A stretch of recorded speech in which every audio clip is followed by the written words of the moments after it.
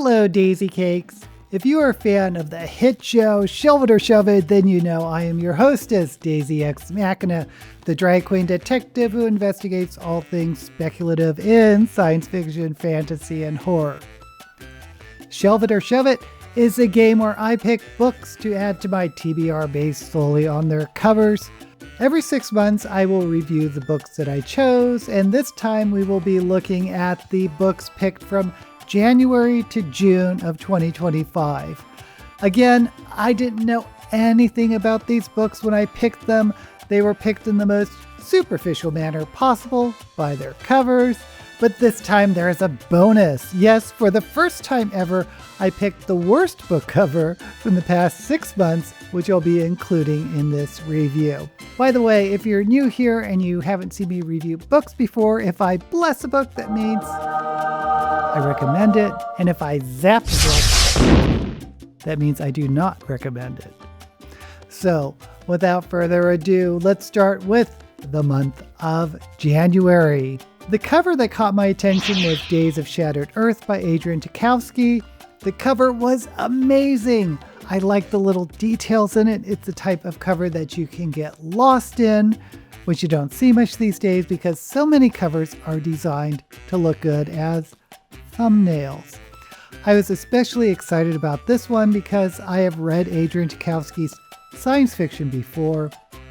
I really loved the Final Architect series. It's one of my favorite of modern sci-fi epics, and this was my first time reading his fantasy books.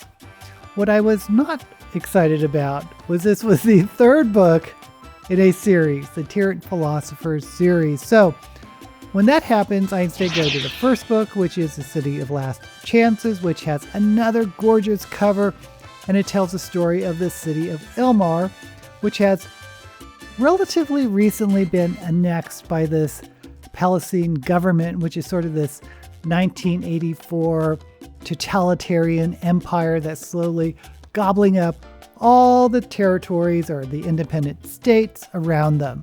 Anyway, Ilmar, or the City of Last Chances, is way out in the outskirts of this land next to a weird magical forest.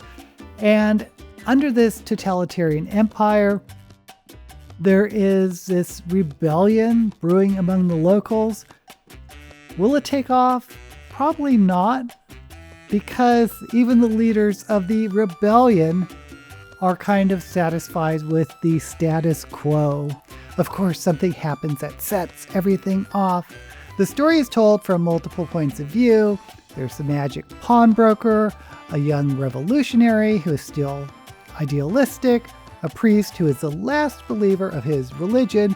Everything starts when this magic object is stolen from the Palestine, which was supposed to give them protection from the magic forest. And this sets off a series of events that heads to an explosive conclusion. I absolutely loved this book. 5 stars. I immediately picked up the second book in the series, House of Open Wounds. And what I found fascinating is that even though this is a series, each book is a standalone story. At least these first 2 books were. There's one character that is carried from the first book to the second, but you can actually read the second book without needing to read the first. I recommend you read the first, but it's kind of neat that you don't need to. The second book, House of Open Wounds, is in another part of the Palestine Empire. This time it's focusing on part of an army that is trying to take over this new land, and we get to see it from basically a MASH unit. MASH, of course, stands for Mobile Army Surgical Hospital, only this one is run by outcast magic users. Another excellent book. I still haven't read the last book, Days of Shattered Faith, ironically the one I picked for Shelve It or Shove It, but I'm not in a hurry because I assume this can also be read as a standalone. Anyway, if you haven't guessed, City of Last Chances and House of Open Wounds gets my blessing. In February, I picked Witchcraft for Wayward Girls by Grady Hendrix, an author I've heard about but never have read. This was a pick from the fantasy selections, but it could have well been in the horror section because it reads more like a horror than a fantasy. But in either case, it is also a historical novel set in the 1970s. Now, the speculative aspect is, surprise, surprise, witchcraft, but the witchcraft is kind of secondary to the story about how these young girls with unwanted pregnancies were ostracized not only by society but by their families. They were often shipped to these homes back in the 60s and 70s to give birth and have their babies taken away for adoption. The more that you hid the fact that a girl was pregnant and about to have a baby, the better. It's really a fascinating subject of recent modern history that if you're interested in this, I think you'll really be immersed in this novel. The story is about a girl named Fern, not her real name, but that's another part of the story in itself. But she's pregnant and is sent to the Wayward home in Florida to have her baby along with a bunch of other pregnant teenage girls. Of course, they are given a book on witchcraft from a mysterious traveling librarian, and the witchcraft works. I really did enjoy this novel, especially the historical part, because my biological mother was in one of these homes. I will say the witchcraft is not like the Earth Mother Wicca spirituality type of witchcraft. It's something a little bit darker. In any case, this book definitely gets my blessing. In March, I picked All Your Friends Are Here by M. Shaw. This was in the horror section, and I absolutely loved this really intense, detailed artwork. The eyeballs, a skeleton in a hazmat suit, a messed up deer, some sort of smartphone, and an X marks the spot, like for a treasure hunt. But when I found out this was an anthology of horror stories and not a novel, I was kind of thrown. But I didn't hate the idea because I've read horror anthologies before, like the Books of Blood by Clive Barker. And this author likes really weird, raw, disturbing stories. The one that sticks in my mind the most is called The Motorist, about a man obsessed with another man living in his car. I mean, after reading it, I couldn't get the smell of dog food out of my nose. Most of these are contemporary stories, but a few veer into science fiction, like the story My Dad Bought a Space Shuttle. The writing was all good. Not all the stories were memorable, though some really did make you feel uncomfortable, at least it did for me. Well, I personally probably won't get a second volume of books by this author. If you are into weird stories, and I mean some really weird stories, this could be up your alley. So with that caveat, I'll go ahead and give All Your Friends Are Here my blessing. In April, I picked Murder by Memory by Olivia Waite from the science fiction section because look at this awesome cover. It sounded like a cozy space mystery, and if you watch my channel, you know I love Muir Lafferty's Mid-Solar Murders science fiction series. So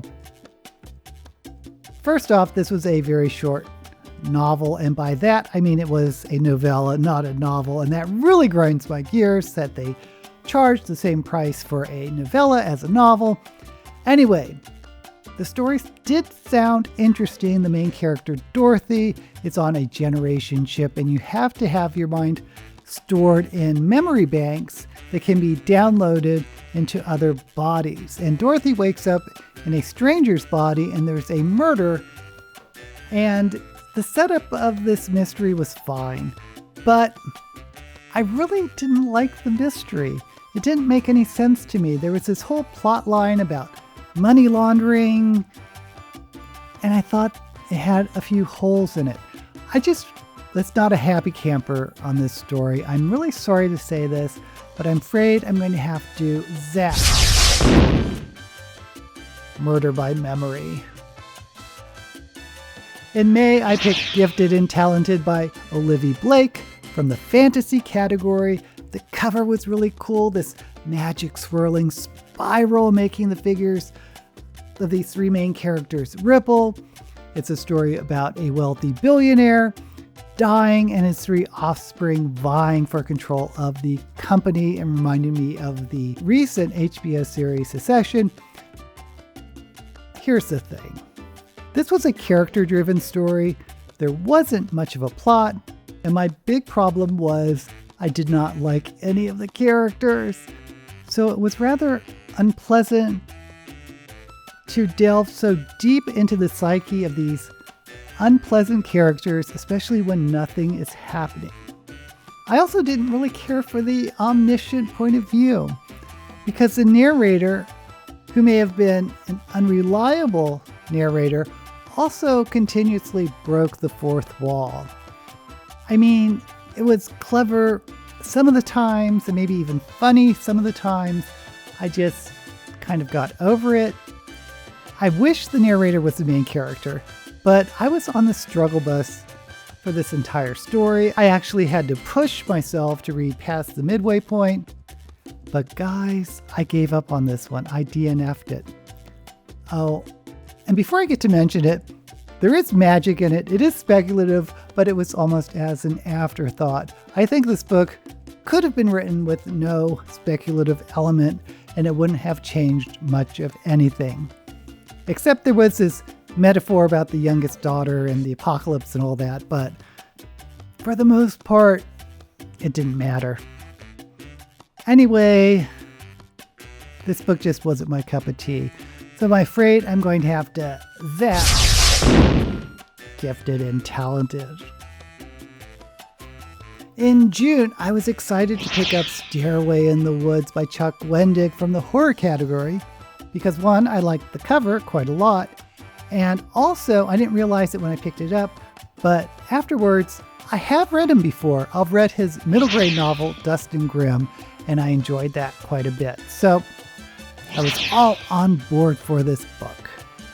And it started off with the exact same issues I had with Gifted and Talented, telling the story from the point of view of characters that I did not like. If you're going to have unlikable characters, at least throw me a bone. Make them funny or ridiculously dramatic or something. Unlike Gifted and Talented, however, this was a plot-driven story. Although, in my point of view, it spent way too much time in the minds of these unlikable characters, and I almost gave up on this book.